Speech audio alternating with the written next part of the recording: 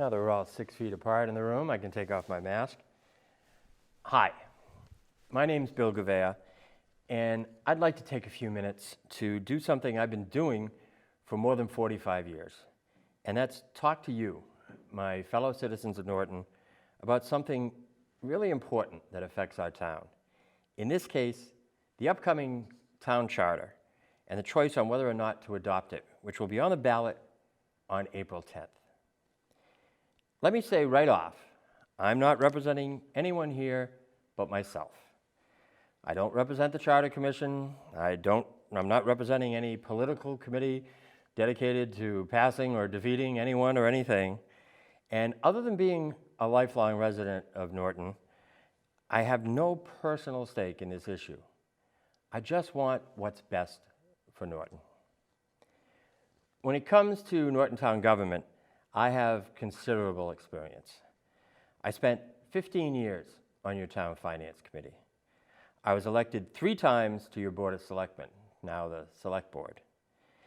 And for 12 years, I served as your elected town moderator, running open town meeting and appointing the town finance committee. In addition, I've served on a wide variety of other committees and boards, including 2 different town government study committees. I tell you that only so that you know that what I'm going to say to you is a result of my direct, hands-on experience. I am in favor of adopting the new town charter. I have read it. I have followed the meetings of the commission that developed it.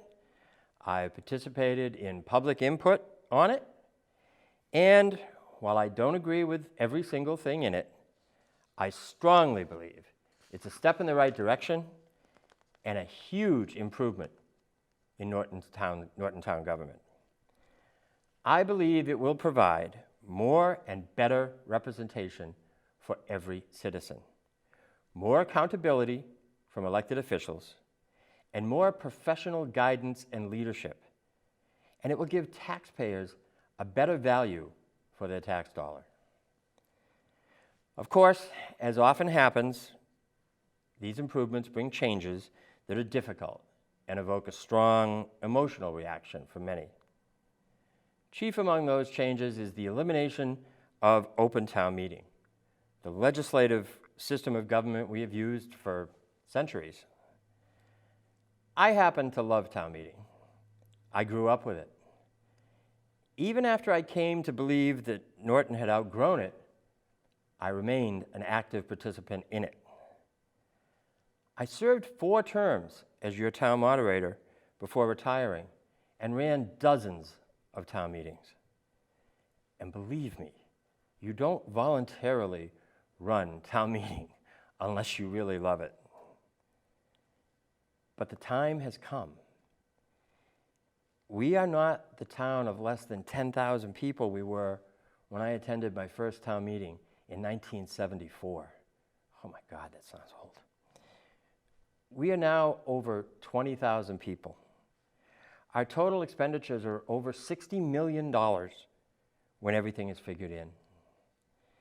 Given the complexity of our budgets, the national, state, and local rules that we must follow, and the time and dedication it takes to remain even reasonably informed on such topics, a town meeting form of government no longer makes sense for Norton. It is outdated, outmoded, and simply the wrong system for today's Norton.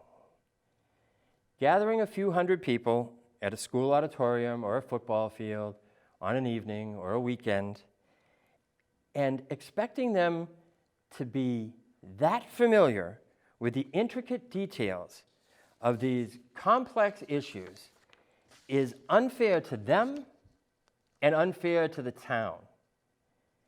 Norton voters instead deserve to be able to vote and to choose some of their fellow townspeople to represent them on a town council and make the key decisions on policy and the hiring of trained professionals who can do this job. It's really just common sense. I'm not going to go over every line of the proposed new charter here. you certainly don't need me, or others for that matter, droning on for hours. But for those who want to know why this is in Norton's best interests, let me touch on a few of the major topics that have been discussed around town, in the news media, on social media, and even here on local cable channels by a committee dedicated to defeating the ballot question, headed by some current and former town officials. You need to know some basic truths about town meeting. It is very poorly attended. It attracts an average of between 100 and 300 people per meeting. That means, with 13,000 plus voters in town, that about 2% of eligible registered voters take part in town meeting. So town meeting is ignored by 98% of you. 98% of you ignore town meeting on a regular basis. The only time we ever get large crowds is when there's a very controversial issue, such as a Prop 2.5 override or a large zoning issue. And even then, people show up for these items, vote on them, and then leave the meeting and go home. They truly are not interested in participating directly in the rather boring, mundane, but still extremely important issues such as passing the town budget and authorizing certain other actions. And it's hard to blame them. And what happens when we're fortunate enough to get those large crowds of 1,500 or 2,000 people? Well, the town meeting system pretty much grinds to a halt. We have no venue large enough to accommodate that size. We have no place to park the cars that they drive to get there. It costs a small fortune, and I know Jason knows this, to rent the video and audio equipment to hold the meetings. The pace of the meeting slows to slower than a snail's pace, and people get impatient. One article can take hours to be acted upon. And as your former town moderator, I can tell you, without reservation or fear of being wrong, that most people who attend those meetings just want to go home. And they aren't shy about voicing that, especially to the moderator. They aren't interested in discussion, debate, or presentations. They did all that at the public hearings and the process before they got to town meeting. Once they get to town meeting, they want to vote and go home. They have jobs, babysitters, and other daily obligations that make it difficult and sometimes impossible to attend. And make no mistake, if you are not at town meeting, then you have no one at the meeting specifically to represent you. There is no absentee voting at town meeting. If you are sick or unable to attend, you just aren't represented. Some people tell you that moving to a town council takes away your right to vote. That's patently false. And it's just a scare tactic to frighten you into voting no on the charter. Members of the political ballot committee that were here said they don't understand how that isn't denying people their rights. Maybe I can help explain. Right now, the major decisions made on things, or at least rubber stamped, are by maybe 200 people at town meeting. That would be replaced by a 7-member town council elected by you, the voters. So some ask, how can you be better represented by 7 council members than 200 town meeting members? More is better, right? Well, those 7 council members will be elected by their fellow citizens, by you. All registered voters are eligible to run for the council, and all registered voters are eligible to vote in the meetings. In the elections. The average turnout for a local election is probably somewhere around 2,000 people. So, under a town council, those 7 people would be chosen by about 2,000 people to directly represent them. That's 10 times the current number of Norton citizens who will have a say in choosing who makes the final decisions of their legislative branch. These councilors will be specifically charged with the responsibility of representing you, of representing the interests of their constituents. And if voters don't like what they're doing, they know who to reach out to, who to complain to, who to talk to. You never know from one night to the next who's going to attend town meeting. But some folks don't trust the people of Norton to pick good representatives. They don't believe you are capable. They believe you'll be fooled and elect bad, power-hungry local politicians. I have more faith in you. I believe that if the people of Norton are given a system of government that makes sense in the modern world, they will respond to it. It is important to know that the Town Government Study Committee that I served on back in 2005, after more than a year of study, ended up recommending unanimously, that Norton switch to a town council form of government. Their report was ignored by those in power at the time.